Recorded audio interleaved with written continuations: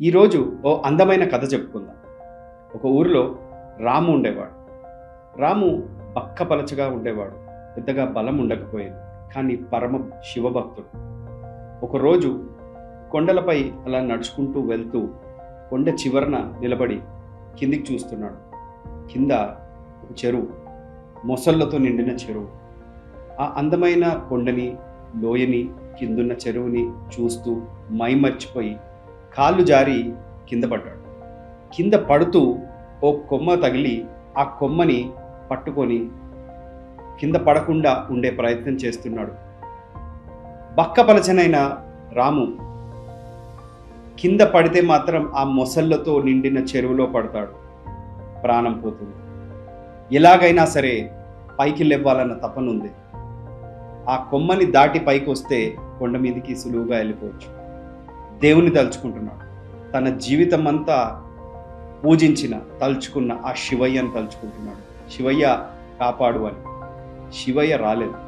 ఆ కొమ్మపై అలాగే వేలాడుతూ శివుణ్ణి తలుచుకుంటూ శివయ్య రావయ్యా, వచ్చి కాపాడవయ్యా అంటున్నాడు. అదే బక్కపల్చగున్న రాము ఉండలేకపోతున్నాడు. అది పట్టుకోలేకపోతున్నాడు. ఆ కొమ్మ కూడా విరగడానికి వచ్చింది. అయినా శివయ్య రాలేదు.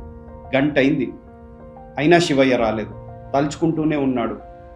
అలాగే పూజిస్తూనే ఉన్నాడు. శివయ్య రావయ్యా, కాపాడవయ్యా అని. కింద ముసళ్ళు ఉన్నాయి, నా ప్రాణం పోతుంది. నన్ను నమ్ముకున్న భార్య పిల్లలు ఉన్నారు, కింద పడితే ప్రాణం పోతుంది, రావయ్యా శివయ్య అంటూ. గంట అయింది, 2 గంటలైంది. శివయ్య రాలేదు. రాముకి కోపం రావడం మొదలైంది. ఇన్నేళ్లుగా నేను శివయ్య పూజలు చేస్తున్నాను, దేవుడు మాత్రం నన్ను కాపాడట్లేదని అలాగే పట్టు వదలకుండా వేలాడుతూనే ఉన్నాడు. తనకు బలం నశిస్తుంది, నీరసం వస్తుంది. అయినా పట్టు వదలలేదు. అలాగే ఉన్నాడు. 2 గంటల తర్వాత దేవుడు రాడు. దేవుడి మీద నమ్మకం లేదు.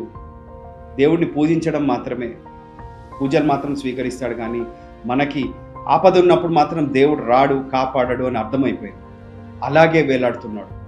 మరో గంట సేపు రాడు దేవుడు అంటూ దేవుణ్ణి దూషిస్తున్నాడు.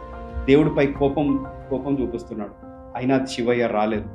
అలాగే పైకి వచ్చే ప్రయత్నం చేస్తూ 4-5 గంటల తర్వాత మెల్లిగా, అసలు తనకే నమ్మశక్యం కాని విధంగా రాము పైకి వచ్చాడు.